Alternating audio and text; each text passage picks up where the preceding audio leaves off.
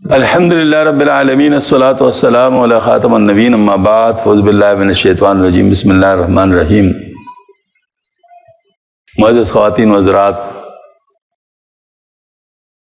آج اتوار کا دن ہے۔ اتوار کے دن بھی ہمارے ہاں حضرت موجود الافسانی رحمۃ اللہ علیہ کے شعراء پاک مکتوبات شریف کا درس تعلیمات مجددیہ کے نام سے ہو رہی ہے۔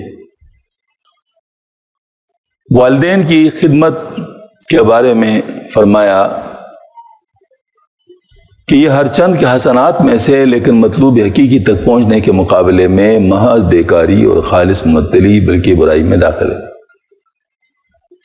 دفتر اول مکتوب نمبر 187 میں اس کے بارے میں ارشاد فرماتے ہیں کہ آپ کا پسندیدہ مکتوب موصول ہوا۔ یہاں آنے کے بارے میں توقف کا جو عذر آپ نے والدین کی خدمت بیان کیا ہے وہ صحیح اور درست ہے، اور اس سلسلے میں اس سے بھی زیادہ جس قدر ہو سکے کرنا چاہیے، اور سب کے باوجود اپنے آپ کو قصوروار اور کوتاہ عمل سمجھنا چاہیے۔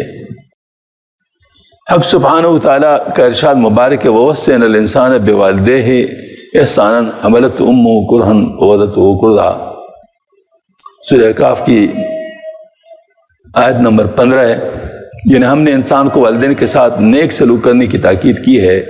اس کی ماں نے تکلیف کے ساتھ اسے اٹھائے رکھا، پھر تکلیف کے ساتھ جنا۔ پھر دوسری جگہ ارشاد فرماتے ہیں انشکر لی ولوالدیک، سورہ لقمان کی آیت نمبر 14 میں ہے میرا اور اپنے والدین کا شکر ادا کرو۔ اس کے باوجود اعتقاد رکھنا چاہیے کہ یہ سب کچھ مطلوب حقیقی تک پہنچنے مقابلے میں محض بیکار ہے، بلکہ منازل سلوک کے طے کرنے میں ایک طرح کا تعطل ہے۔ حسنات الابرار سیئات المقربین، ابرار کی نیکیاں مقربین کی برائیاں ہیں، آپ نے سنا ہوگا۔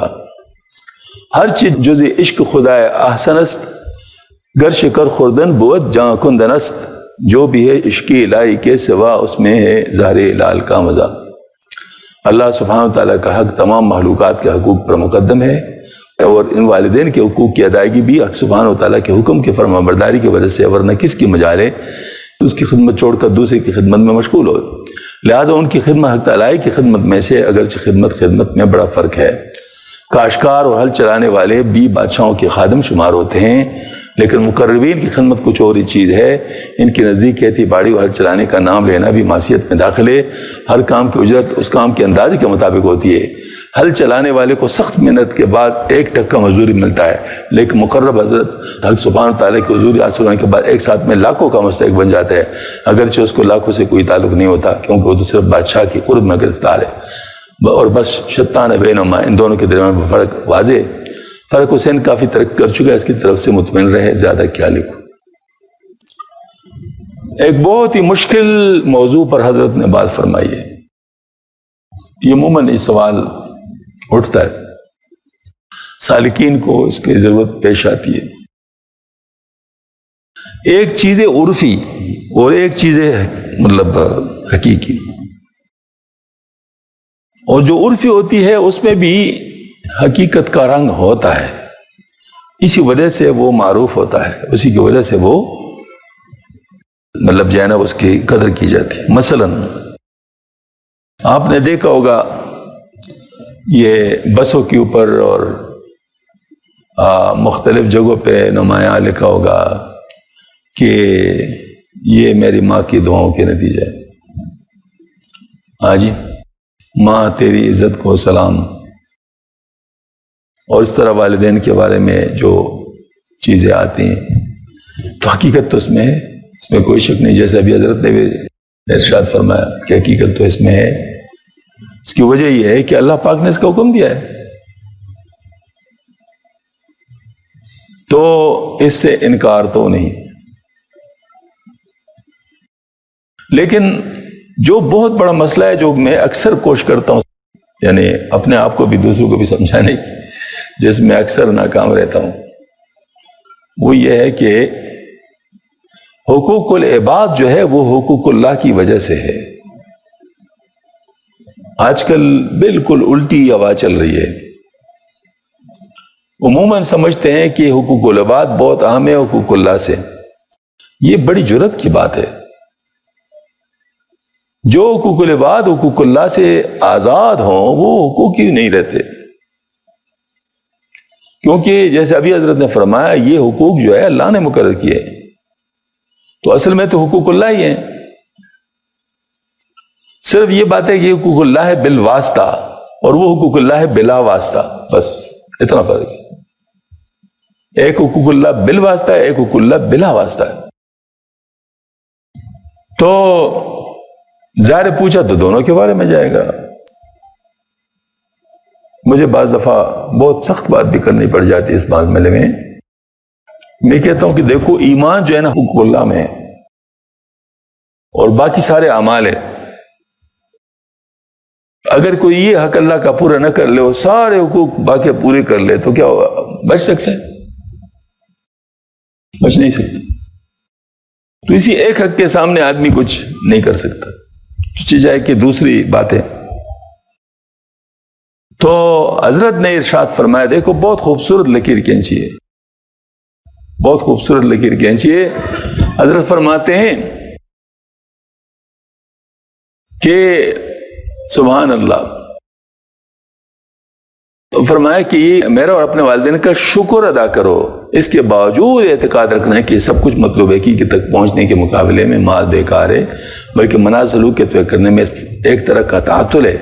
حسنات الابرار سیئات المقربین، ابرار کی نیکیاں مقربین کی برائیاں ہیں۔ آپ نے سنا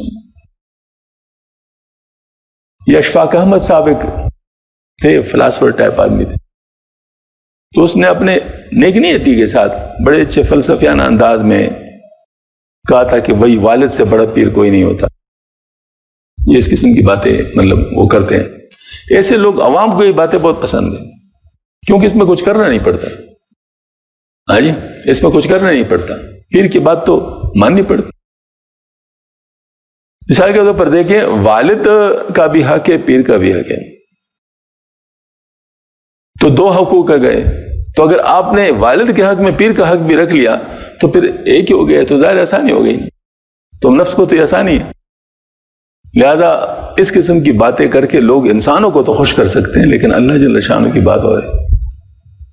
اللہ جل شانہ کا معاملہ بالکل اس سے مختلف ہے، کیونکہ دیکھیں اللہ پاک نے فرمایا انشکر لی ولوالدیک، میرا اور اپنے والدین کا شکر ادا کرو۔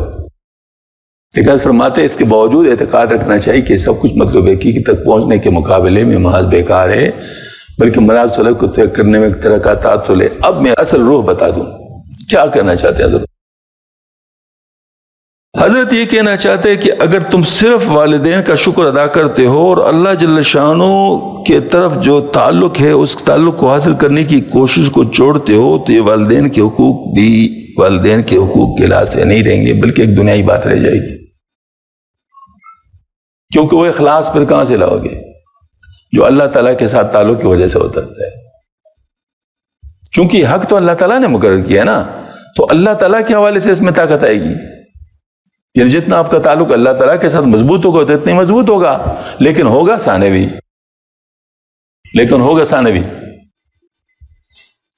جتنا بھی اللہ تعالیٰ کا حق جس پر کھلے گا اتنا ہی اس کو اپنے والدین کے حق کا بھی احساس ہوگا۔ یہی وجہ ہے کہ جو دنیا دار لوگ ہوتے ہیں وہ والدین کی رسمی خدمت کرتے ہیں، اور جو دیندار لوگ ہوتے ہیں حقیقی معنوں میں وہ ان کی واقعی خدمت کرتے ہیں۔ سب سے بڑی خدمت ان کی یہ ہوتی ہے کہ میرے والدین کہیں جہنم میں نہ چلے جائیں، تو اس کے لیے کوشش کرتے رہتے ہیں کہ مطلب کسی طریقے سے مطلب ان کا بھی بھلا ہو جائے۔ ظاہر مطلب ہے کہ وہ اس کے لیے کوشاں ہوتے ہیں، مختلف طریقے استعمال کرتے ہیں، جبکہ دنیا دار لوگ جو ہوتے ہیں وہ تو کہتے ہیں بس ٹھیک ہے جی، مجھ سے ظاہری طور پر خوش ہو گیا تو بس کافی ہے۔ تو اصل بات یہ ہے کہ یہاں پر حضرت نے جس چیز کی طرف اشارہ کیا ہے وہ یہ ہے کہ حسنات الابرار سیئات المقربین، جو ابرار ہوتے ہیں وہ ظاہری چیز کو مانتے ہیں۔ اس کا مقابلہ کچھ اس طرح کیا ہے کہ جیسے اللہ پاک نے حکم دیا کہ جنت مانگو اور دوزخ سے پناہ مانگو، حکم ہے، جیسے یہاں پر ہے انشکر لی ولوالدیک، حکم ہے۔ لیکن یہ جو جنت ہے اور دوزخ ہے یہ ہمارے نفس کے لحاظ سے ہے کہ ہمارا نفس کو پسند ہے کہ میں جنت میں چلا جاؤں اور میں دوزخ سے بچ جاؤں، یہ ہمارے نفس کے لحاظ سے۔ اور جس وقت انسان کو اللہ کے ساتھ محبت ہوتی ہے اور اللہ تعالیٰ کے لیے اپنے نفس کو بالکل صفر سے ضرب دے، پھر وہ ان چیزوں سے باہر نکل جاتا ہے۔ چونکہ ان کا خصوصی معاملہ ہے تو اس کو زیادہ بیان بھی نہیں کیا گیا، البتہ اشارے موجود ہیں، اشارے موجود ہیں۔ تو اشارے جیسے حضرت نے ایک موقع پر ارشاد فرمایا کہ امور متشابہات، اصل علم اس کے اندر ہے، محکمات جو ہے نا وہ تو سب کے اندر شریک ہے، لیکن اصل علم اس کے اندر ہے جو متشابہات ہے، تو وہ بہت کم لوگ کو حاصل ہوتا ہے۔ تو اسی طریقے سے یہ جو بات ہے کہ ابرار یہ عمومی ہے اور مقربین یہ خصوصی ہے، ان کا معاملہ بالکل الگ ہوتا ہے۔ حضرت فرماتے ہیں اللہ سبحانہ تعالیٰ کا حق تمام مخلوقات کے حقوق پر مقدم ہے، اور ان والدین کے حقوق کی ادائیگی بھی حق سبحانہ تعالیٰ کے حکم کی فرمانبرداری کی وجہ سے ہے، ورنہ کس کی مجال ہے کہ ان کی خدمت کو چھوڑ کر دوسری خدمت میں مشغول ہو، لہذا ان کی خدمت حق تعالیٰ ہی کی خدمت میں سے، اگرچہ خدمت میں بڑا فرق ہے۔ کاشتکار اور ہر چلانے والے بھی بادشاہوں کے خادم شمار ہوتے ہیں، لیکن مقربین کی خدمت کچھ اور ہی چیز ہے۔ ان کے نزدیک کھیتی باڑی اور ہر چلانے کا نام لینا بھی معصیت میں داخل ہے۔ ہر کام کی اجرت اس کام کے اندازے کے مطابق ہوتی ہے۔ ہل چلانے والے کو سخت محنت کے بعد ایک ٹکا مزدوری کا ملتا ہے، لیکن مقرب حضرت سبحانہ تعالیٰ کی حضوری حاصل کرنے کے بعد کو ایک ساتھ میں لاکھوں کا مستحق بن جاتا ہے، اگرچہ اس کو لاکھوں سے کوئی تعلق نہیں ہوتا، کیونکہ وہ تو صرف بادشاہ کے قرب میں گرفتار ہے اور بس شیطان بینوں۔ اب میں ذرا کچھ واقعات اور ملاتا ہوں اس میں۔ جس وقت ہم کاکا سے رحمۃ اللہ علیہ کا وہ پڑھ رہے تھے کتاب مقامات قطبیہ و مقالات قدسیہ، اس میں حضرت کے طرف ایک واقعہ منسوب ہے۔ حضرت لنگ الباغ فرماتے ہیں کہ انہوں نے اپنے والدہ سے اور اپنے بھائیوں سے اجازت لی تھی کہ مجھے اپنے حقوق معاف کر دیں۔ یاد ہے کچھ؟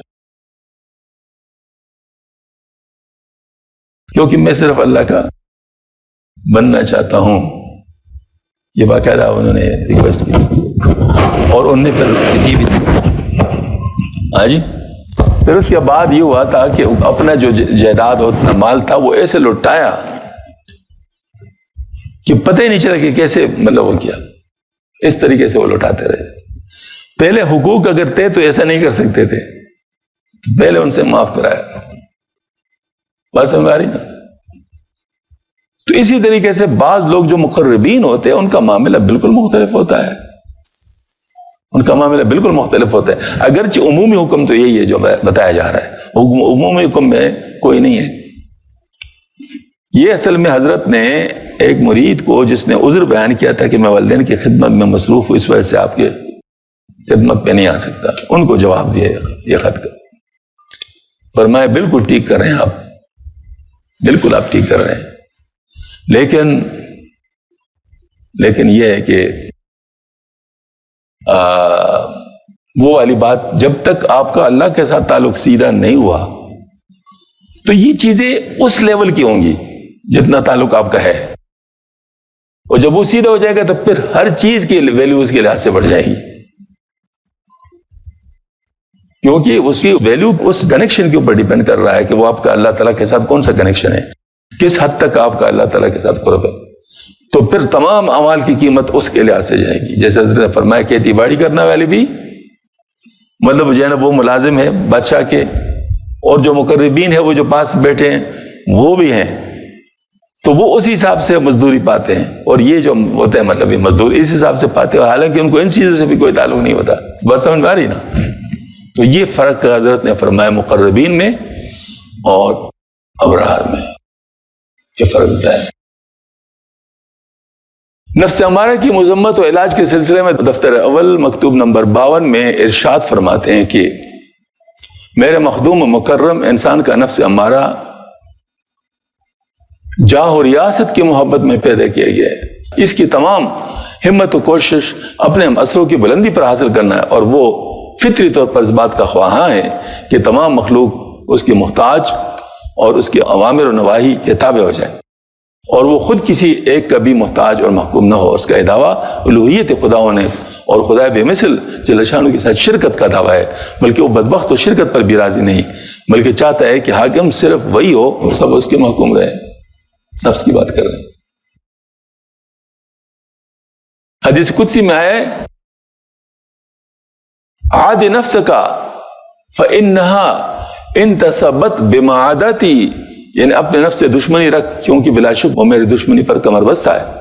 اور جا اور ریاست بڑائی اور تکبر وغیرہ نفس کی خواہشات حاصل کرنے کے ساتھ نفس کی تربیت کرنا حقیقت میں خدا جل شانہ کی دشمن کی مدد کرنا اور اس کو تقویت دینا ہے۔ اس بات کی برائی کو اچھی طرح جان لینا چاہیے۔ مطلب یہ ہے کہ یہی چیزیں نفس کو پیش کرنا، ریاست اور بڑائی اور یہ بات اس میں جو ہے نا وہ تو نفس جو ہے نا ان چیزوں سے لذت پاتا ہے اور وہ اس کا خواہاں ہے، لہذا جو بھی اس کو دیتا ہے تو یہ مزید موٹا ہوتا جاتا ہے اور مصیبت میں انسان کو ڈالتا جاتا ہے۔ نیسا قدسی ہے الکبریاء ردائی والعظمت ازاری فمن نازعنی فی شیء منہما ادخلتہ فی النار ولا ابالی، یعنی بڑائی میری چادر اور عظمت میرے ازار ہے، پر جس نے ان دونوں میں سے کسی ایک بات میں مجھ سے جھگڑا کیا تو میں اس کو دوزخ میں داخل کروں، مجھے اس کی کوئی پرواہ نہیں۔ یعنی دنیا حق سبحانہ تعالیٰ کے نزدیک اس وجہ سے ملعون و مبعوضہ، یعنی لعنت کی اور غضب کی ہوئی ہے کہ دنیا کا حصول نفس کے خواہشات کے حاصل ہونے میں معاون و مددگار ہے، پر جو کوئی اللہ تعالیٰ کے دشمن کی مدد کرے وہ بھی ضرور لعنت کے لائق ہے۔ اور وہ فخر جو حضرت سیدنا محمد صلی اللہ علیہ وسلم کے لیے فخر بن گیا تھا، اس کی وجہ یہ ہے کہ فخر میں نفس کی نامرادی اس کی عجز کا حصول ہے۔ انبیاء علیہ الصلوۃ والتسلیمات کی بعثت سے مقصود وَحْشُرْنِي فِي زُمْرَةِ الْمَسَاكِينَ، یہ باقاعدہ دعا ہے آپ صلی اللہ علیہ وسلم کی۔ ہاں جی، تو اس کی وجہ کہ فقر میں نفس کی نامراد اس کے عجز کا اصول ہے۔ انبیاء علیہ السلام تسلیمات کی بعثت سے مقصود اور شرعی احکامات میں حکمت کی وجہ یہ کہ نفس ہمارا عاجز و خراب ہو جائے، کیونکہ شرعی احکامات نفسانی خواہشات کو دور کرنے کے لیے وارد ہوئے ہیں۔ جس قدر شریعت کے مطابق عمل کیا اس قدر نفسانی خواہشات زائل ہوتی جائیں گی۔ یہی وجہ ہے کہ خواہشات نفسانی کے دور کرنے میں شرعی احکامات میں سے ایک حکم بجا لینا ان 1000 سال ریاضت اور مجاہدوں سے بہتر ہے جو اپنی طرف سے کی جائیں، بلکہ ریاضت اور مجاہدے جو روشن شریعت کے مطابق واقع نہیں ہوئے نفسانی خواہشات کی مدد قوت دینے والے ہو سکتے ہیں۔ برہمن اور جوگیوں نے ریاضت اور مجاہدوں میں کمی نہیں کی، لیکن میں سے کوئی چیز ان کے لیے فائدہ مند ثابت نہیں ہوا اور نفس کی تقویت و پرورش کے سوا اس کو کچھ حاصل نہیں ہوا۔ مثلا زکوٰۃ کی ادائیگی جس کا شریعت نے حکم دیا، ایک دام خرچ کرنا نفس کے خراب ذلیل کرنے میں بغیر امر شرعی اپنے مرضی سے 1000 دینار خرچ کرنے سے زیادہ فائدہ مند ہے، اور شریعت کے حکم سے عید الفطر کے دن کانا خواہش نفسانی کو دور کرنے میں اپنی مرضی سے کئی سال کے روزے رکھنے سے زیادہ فائدہ مند ہے۔ اور نماز فجر کی 2 رکعتوں کو جماعت کے ساتھ ادا کرنا جو کہ سنتوں میں سے ایک سنت کا بجا لینا اس بات سے کئی درجہ بہتر ہے کہ تمام رات نفل نماز ادا کرتا رہے اور فجر کی نماز جماعت کے بغیر ادا ہو۔ غرض کہ جب تک نفس کا تزکیہ نہ ہو جائے اور دماغ سرداری کی مالی خولیا یا کی پلیدگی سے پاک نہ ہو جائے نجات محال ہے۔ اس مرض کے دور کرنے کی فکر ضروری ہے تاکہ ایسا نہ ہو کہ اس مرض میں ابدی موت آ جائے۔ کلمہ طیبہ لا الہ الا اللہ جو افاقی بیرونی اور انفسی اندرونی معبودوں کی نفی کے لیے وضع کیا ہے، نفس کے پاک صاف کرنے میں بہت ہی مفید اور نہایت مناسب ہے۔ بزرگان طریقت اسرار نے نفس کے تزکیے کے لیے اسی کلمہ طیبہ کو اختیار کیا ہے۔ سبحان اللہ سبحان اللہ۔ حضرت نے نفس کی جو اصلاح ہے اس کو بہت مقدم رکھا ہے، کیونکہ نفس جو ہے نا وہ تمام شرور کی بنیاد ہے۔ شیطان کا جو شر ہے وہ بھی نفس کی بنیاد پر ہے۔ مطلب یہ کہ اگر نفس کی اصلاح ہو جائے تو شیطان کچھ نہیں کر سکتا۔ شیطان نفس ہی کے ذریعے سے ہمیں دھوکہ دیتا ہے۔ ہمیں جس چیز کی چاہت ہوتی ہے تو اس کا وسوسہ بنا لیا جاتا ہے، اور چونکہ انسان اس کو پہلے ہی چاہتا ہے لہذا اس وسوسے پہ عمل کرنا شروع کر لیتا ہے۔ وہ شیطان کیا کرتا ہے، وہ صرف اس کے لیے ایک طریقہ کار کر لیتا ہے، یا تو اس کو تدریج میں لے آتا ہے، یعنی آہستہ آہستہ آہستہ آہستہ، یہ ایک طریقہ ہے، مطلب چھوٹے چھوٹے سٹیپس میں ڈسٹریبیوٹ کر لیتا ہے تو وہ تبدیلی کا پتہ نہیں چلتا۔ یا پھر یہ کرتا ہے کہ اس کے لیے کوئی ایسا دلیل بنا لیتا ہے انسان کے لیے، مثلا بعد میں توبہ کر لو گے، مطلب دیکھو اتنے چاپ آپ نے کام کیے وہ اس کا کفار ہو جائے گا، اگر یہ کر بھی لے گا تو کیا ہوگا، مطلب آپ نے بہت سارے نئے کام کیے ہوئے، اس طرح، اور مطلب کوئی نہ کوئی دلیل اس طرح، اور چونکہ چاہت تو پہلے سے، خواہش تو پہلے سے ہے، لہذا اس کے اوپر انسان عمل کرنے کے لیے تیار ہو جاتا ہے. شیطان کا طریقہ ہے تو اس کا جو روٹ ہے وہ نفس ہے. لہذا جب تک نفس کا علاج نہ ہو جائے تو شیطان سے بچنا مشکل ہے, اور نفس کا علاج ہو جائے تو شیطان کا علاج خود ہی ہو گیا, شیطان سے انسان بچ جاتا ہے. مجھے بہت ہی زیادہ ماہر بریگیڈیئر تھے اور سائیکاٹری ڈپارٹمنٹ کے ہیڈ تھے, ریٹائر ہو گئے تھے, ڈاکٹر یونس. اس نے مجھ پہ سوال کیا, نفس کی اصلاح کی جب میں نے بات کی تو مجھ سے کہا شاہ صاحب آپ کیا باتیں کر رہے ہیں, مطلب آپ تو ہی کہنا چاہتے ہیں کہ انسان گناہگار پیدا ہوتا ہے, جبکہ ہم کہتے ہیں کہ انسان تو پاک پیدا ہوتا ہے, شیطان اس کو گندہ کر دیتا ہے. تو آپ نے کہاں سے یہ بات کی؟ دیکھیں نا حدیث شریف میں آتا ہے نا کہ بچہ تو فطرت پر پیدا ہوتا ہے اور ماں باپ ان کو یہ دیا, اس طرف اس نے اشارہ کر لیا. آئی میں نے کہا کہ میں نے قرآن پاک سے یہ بات کی. اس نے کہا کہاں سے؟ میں نے کہا دو چیزیں بتا دو قرآن سے. ایک تو یہ کہ شیطان جس وقت مردود بارگاہ ہو گیا تو اس نے اللہ پاک سے مہلت مانگی اور اللہ پاک نے مہلت دے دی. پھر یہ شہر ہو گیا تو اس نے کہا کہ اللہ جن کی وجہ سے میرے حالت ہو گیا تو میں ان کے سامنے بیٹھ جاؤں گا صراط مستقیم پر, دائیں سے آؤں گا, بائیں سے آؤں گا, آگے سے آؤں گا, پیچھے, ان کو تجھ تک نہیں پہنچنے دوں گا, اور تو ان میں بہت کم کو شکر گزار پائے الا عبادک المخلصین, مگر وہ تیرے بات چنے ہوئے لوگ, ان پر میرا داؤ نہیں چلے گا.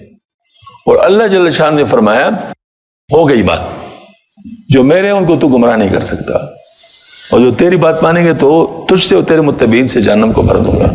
میں نے کہا ذرا مجھے آپ بتائیے کہ وہ کون لوگ ہیں جن کے بارے میں اللہ پاک نے فرمایا کہ وہ جو میرے ہیں ان کو تو گمراہ نہیں کر سکتا, اور یہ شیطان جو کہتا ہے کہ تیرے چنے ہوئے لوگ, یہ کون لوگ ہیں؟ آپ نے اس پر کچھ غور کیا؟ مجھے نہیں پتا. میں نے کہا میں بتاتا ہوں. میں نے اس کے بارے میں سورہ شمس میں آتا ہے 7 قسمیں کہا کر اللہ پاک فرماتے ہیں قد افلح من زکاہا وقد خاب من دساہا, یقیناً کامیاب ہو گیا جس نے اپنے نفس کو پاک کر لیا رذائل سے, وہ یقیناً تو وہ برباد ہو گیا جو ایسا نہیں کر سکا. تو یقیناً جو کامیاب ہو گیا تو وہی وہ لوگ ہوں گے نا جن پر شیطان کا بس نہیں چلے گا, وہی یقینی کامیاب ہو سکتے ہیں. تو یہ کس کے لیے؟ یہ نفس کی اصلاح والوں کے لیے. تو جس نے اپنے نفس کی اصلاح کی وہ شیطان کی داؤ سے بچ گیا. ان 2 قرآن پاک کی جو ہے مطلب ٹیکسٹ, اس سے ثابت ہوا کہ جس نے اپنے نفس کی اصلاح کی وہ شیطان کی داؤ سے بچ گیا اور اللہ تعالیٰ کی حفاظت میں آ گیا. تو پھر وہ بات سمجھ گئے. مقصد میرا یہ ہے کہ نفس جو ہے یہ بہت بڑی بات ہے, مطلب بہت خطرناک چیز ہے جس کی اصلاح کرنا ہو. تو اس کی اصلاح کے لیے جتنی کوششیں ہیں وہ اپنے طور پہ جاری رہنے چاہیے, کوشش جاری رہنے چاہیے. تو اس کے لیے جو ہے نا مطلب یہ ہے کہ حضرت جو ارشاد فرماتے ہیں کہ اس کی درست کرنے کے لیے طریقہ کیا ہو سکتا ہے. تو اصل میں علاج بضد ہوتا ہے, علاج بضد ہوتا ہے. یعنی آپ مثال کے طور پر کسی کی طبیعت سرد خشک ہے تو اس کو گرم مرطوب غذا دیں گے تو وہ صحت مند ہو جائے گا, اور اگر کسی کا مزاج گرم مرطوب ہے تو اس کو سرد خشک چیزیں دیں گے تو کیا علاج ہو جائے گا. علاج بضد ہوتا ہے. تو جب یہ والی بات سمجھ میں آ گئی تو نفس جس چیز کو نہیں چاہتا اس پہ اس کو مجبور کرو گے تو اس کا علاج ہے. نفس جس چیز کو نہیں چاہتا, کیونکہ نفس کے اندر شر ہے, تو شر کو دفع کرنا خیر ہے. شر کو دفع کرنا کیا ہے؟ خیر ہے. منفی کو منفی سے ضرب دینا مثبت ہے, تو شر کو دفع کرنا خیر ہے. تو شر کو دفع کس طرح کیا جاتا ہے؟ نفس تو شر ہے نا, تو جو کام شر چاہتا ہے وہ نہ ہونے دے. یہی مطلب ہے نا, اس کو دفع کرنے کا مطلب ہے کہ وہ نہیں ہونے دے. تو نفس جو ہے نا وہ کس چیز پر؟ اوامر و نواہی, شریعت جس کو ہم کہتے ہیں اوامر و نواہی. اللہ پاک کا جس چیز کا امر ہوتا ہے نفس وہ نہیں چاہتا, اور جس چیز سے روکا گیا ہوتا ہے نفس وہ چاہتا ہے. ہے ایسا نہیں ہے.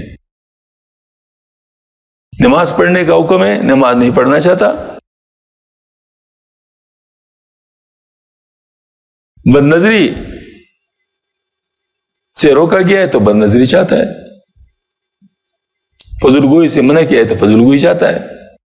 ساری عمر اگر یہ بولتا رہے پریشان نہیں ہوگا، تھوڑی دیر کے لیے خاموش کر دو پریشان ہو جائے گا. تو اس کا مطلب یہ ہے کہ نفس آزادی چاہتا ہے. کس چیز سے؟ اوامر و نواہی سے. لہذا اس کو اوامر و نواہی پر مجبور کیا جائے گا تو یہ نفس کا علاج ہے. مجبور کیا جائے گا، مجبور کیا جائے گا تو یہ اس کا علاج ہے. اس کا بہترین میڈیکل ایگزامپل جو مجھے اللہ پاک نے دکھائی ہے عملاً، وہ ہے تائرائڈ ہائپر تائرائڈزم. ایک بیماری ہے جس میں تائرائڈ کا فنکشن بہت زیادہ ہو جاتا ہے، میٹابولک ریٹ بہت بڑھ جاتا ہے. اس کے لیے نیومرکوزول، اس کے لیے نیومرکوزول جو ہے نا ایک ٹیبلٹس ہے جو اس کا ٹینٹ دبا دیتے ہیں تائرائڈ کا. جیسے تائرائڈ کو گلے سے پکڑ لیا اس کو کام نہیں کرنے دیتا. اچھا، اس کو کافی عرصے تک دبائے رکھنا ہوتا ہے، مثلا 2 سال تک وہ نیومرکوزول کہانی ہوتی ہے. وہ تائرائڈ کو کام نہیں کرنے دیا جا رہا، تائرائڈ کو کام نہیں کرنے دیا جا رہا. اب 2 سال تک آپ نے اس کو برقرار رکھا. اب جو تائرائڈ کام کرتا ہے وہ کہتے ہیں کہ اچھا یہ کر لو، اس کو باہر سے دے دو، تائرکسین باہر سے دے دو، لیکن تائرائڈ کے ذریعے سے نہ دو. اس سے کیا ہو جاتا ہے؟ اس سے ہو جاتا ہے کہ وہ جو اس کی صلاحیت ہیں وہ دب جاتی ہیں. تائرائڈ کی وہ جو تیزی ہوتی ہے وہ ختم ہو جاتی ہے.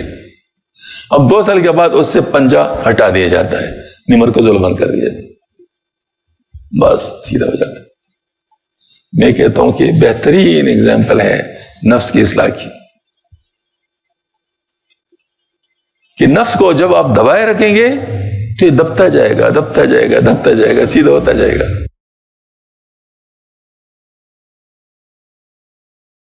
تو یہاں کا جو اگزامپل ہے نا، یہ بہترین اگزامپل ہے کہ نفس چونکہ اوامر و نواہی سے آزادی چاہتا ہے، اس میں آزاد نہ ہونے دو، اس کو پابند کرو، اتنا پابند کرو کہ سیدھا ہو جائے. پھر یہ تکلف والا عمل بے تکلف ہوتا جائے گا. یہی چیز حضرت تھانوی رحمۃ اللہ علیہ استعمال کرتے ہیں، لیکن الفاظ مختلف. الفاظ ہر دور کے اپنے اپنے ہوتے ہیں. حضرت فرماتے ہیں بھائی پہلے تکلف کے ساتھ یہ کام کرو، پھر آپ کی عادت ہو جائے گی، پھر عادت سے عبادت ہو جائے گی، ہے نا؟ حضرت فرماتے ہیں پھر یہ آپ کی عادت ہو جائے گی، پھر عادت سے عبادت ہو جائے گی. تو اس کا مطلب یہ ہوا کہ یعنی گویا کہ یوں سمجھ لیجئے حضرت کی بات، ان کی حضرت کی بات، دونوں کی بات ایک ہے، دونوں مجددین ہیں. لیکن صرف یہ والی بات ہے کہ اس دور کے لحاظ سے حضرت نے اس انداز میں بات کی. یہ بات کہ نفس کا جو علاج ہے وہ یہی ہے کہ اس کو اوامر نواہی پر پابند کرو. اوامر نواہی کی پابندی سے کیا ہو جائے گا؟ یہ سیدھا ہوتا جائے گا، سیدھا ہوتا ہے، سیدھا ہوتا ہے. یہ تو حضرت کا علاج ہے ماشاءاللہ، اور یہی علاج صحیح ہے. لیکن اگر اس پابندی کے لیے نفس تیار نہ ہو تو پھر یہ بھی ایک سوال ہے. مطلب وہ لوگ ذرا بہت زیادہ بگاڑ پہ چلے گئے ہوں تو پھر کیا کیا جائے؟ تو اس کی مثال پھر یہ ہے کہ جیسے ہمارا یہ کاغذ ہے، اس کاغذ کو میں نلکی بناتا ہوں، موڑ لیتا ہوں، تو جس وقت میں اس کو کھولوں گا تو یہ پورا نہیں کھلے گا، تو اس کو اپوزٹ ڈائریکشن میں نلکی بنانی ہوتی ہے. تو پھر جب کھولیں گے تو یہ ٹھیک ہو جائے گا، پھر کھل جائے گا. تو اس کا مطلب یہ کہ ابتدا میں اس سے زیادہ زور لگایا جائے جتنا کہ اس کو چاہیے. اور یہ جو ریاضت ہے یہ وہ ریاضت نہیں جو حضرت نے فرمایا ہے، کیونکہ یہ شریعت پر لانے کے لیے، وہ برہمنوں اور جوگیوں والی ریاضت نہیں ہے، کیونکہ شریعت پر لانے کے لیے. تو شریعت پر لانے کے لیے جو ریاضت ہے وہ تو ظاہر مطلب بضرورت ہے. جب سیدھا ہو جائے گا تو پھر تو وہی مسنون طریقہ، بس پھر کچھ نہیں کرنا. تو یہ جو مطلب ہمارے دوسرے حضرات کہتے ہیں، سلسلے والے حضرات، وہ بھی صحیح کہتے ہیں اور حضرت بھی صحیح کہتے ہیں. حضرت کا طریقہ اب بھی مستعمل ہو سکتا ہے اس طریقے سے کہ اس پر پورا عمل ہو. مثلا عزیمت، سنت پر چلنے میں عزیمت اختیار کیا جائے اور نفس کو گنجائش نہ دیا جائے، اس کو راستہ نہ دیا جائے، کیونکہ نفس بڑا مکار ہے اور راستہ نکالتا رہتا ہے. پھر تو عزیمت پہ بس ٹھیک ہے، یہ حکم ہے تو بس یہی ہے، میں نے کو اور نہیں کرنا. تو یہ عزیمت کے ساتھ اگر کوئی اس پر عمل کر سکتا ہے تو کچھ ہی دیر کی بات ہے، کچھ ہی عرصے کی بات ہے، وہ ٹھیک ہو جائے گا انشاءاللہ. نمر کے زول والی بات ہے. لیکن اگر ایسا نہ ہو تو پھر یہ دوسرا طریقہ نلکی والا میتھڈ ہے. تو اب اس کو میں ایک نمبر کا زول میتھڈ کہوں گا اور دوسرے کو میں نلکی میتھڈ کہوں گا، اور دونوں صحیح ہے، دونوں صحیح ہے. کیونکہ مطلب یہ ہے کہ دونوں سے ہمیں وہ فائدہ حاصل ہوتا ہے جو ہمیں حاصل کرنا چاہیے.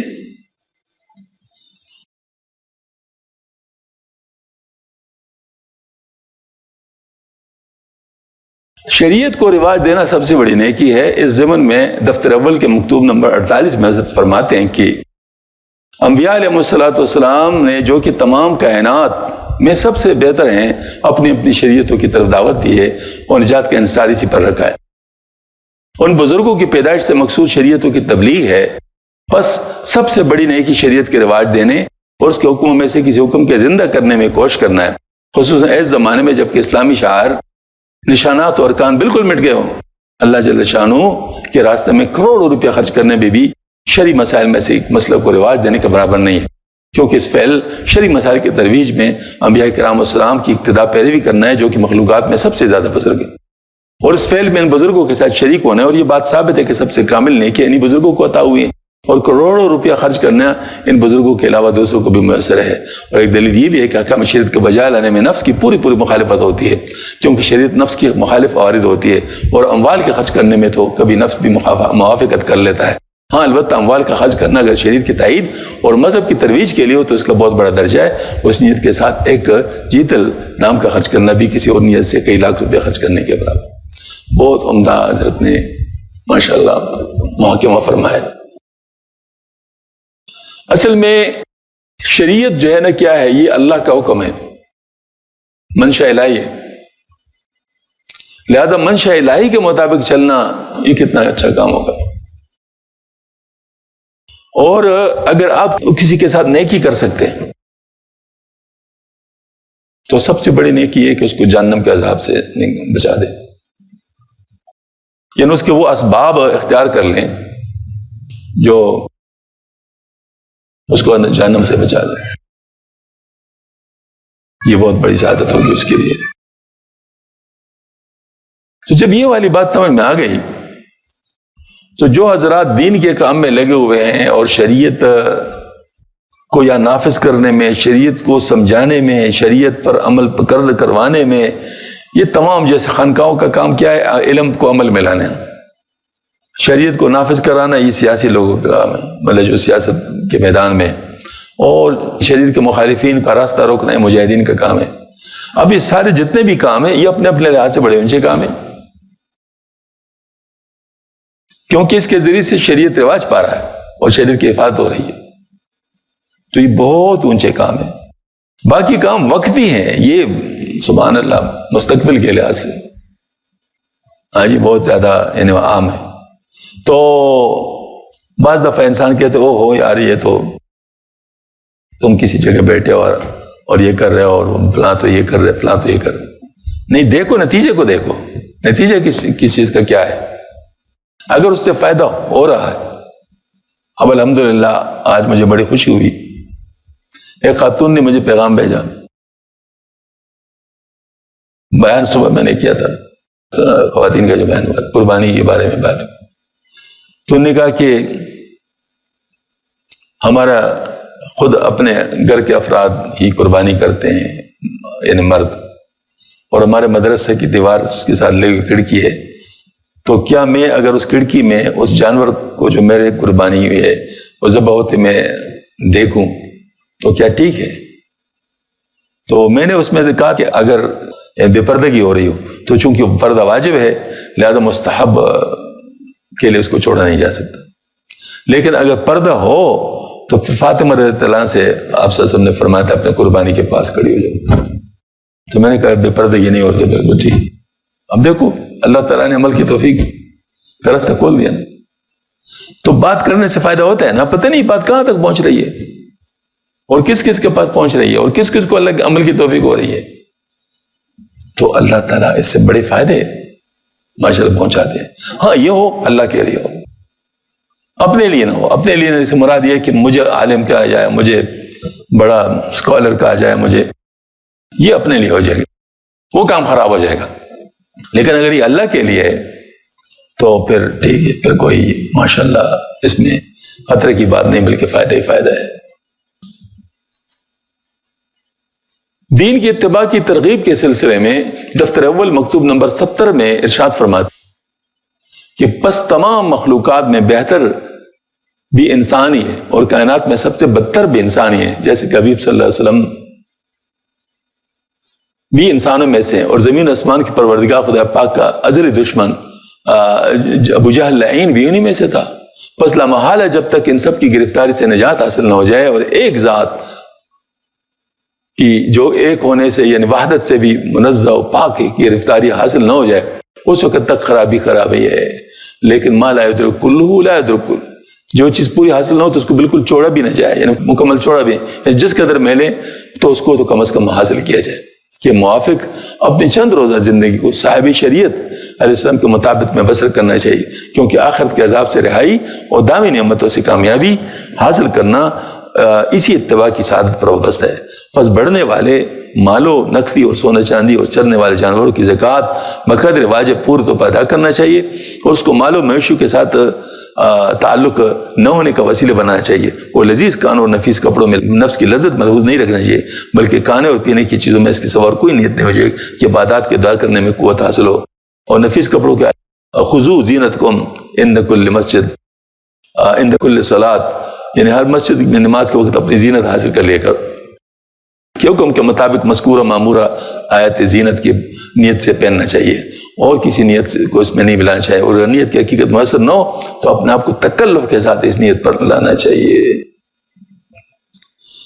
حضرت نے ماشاءاللہ اس میں دین کی مجموعی ترغیب کے بارے میں بات فرمائی ہے کہ اصل میں تو بات کیا ہے کہ جو اللہ جل شانہ کے علاوہ اگر کوئی چیز ہے تو اس کو چھوڑنا چاہیے، اور جو اللہ تعالیٰ کے لیے بس اسی کو حاضر کرنا چاہیے۔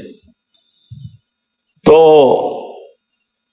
اصل کام تو یہی، لیکن جب تک یہ مکمل حاصل نہیں ہوا تو جتنا حاصل ہو اس پر شکر ادا کیا جائے اور آگے بڑھا جائے، اس کو استعمال کیا جائے جس قدر بھی ملے۔ اور یہ ہے کہ سب سے بڑی بات کہ آپ صلی اللہ علیہ وسلم کا جو طریقہ ہے سنت، اس سنت کو عمل میں لانا چاہیے، کیونکہ سنت کے علاوہ اور کوئی طریقہ اللہ پاک کو پسند نہیں ہے، تو سنت اختیار کرنا چاہیے۔ باقی یہ ہے کہ اپنے نفس کے دعوت پر کوئی کام نہیں کرنا چاہیے، بلکہ اللہ جل شانہ کے حکم کے مطابق عمل کرنا چاہیے۔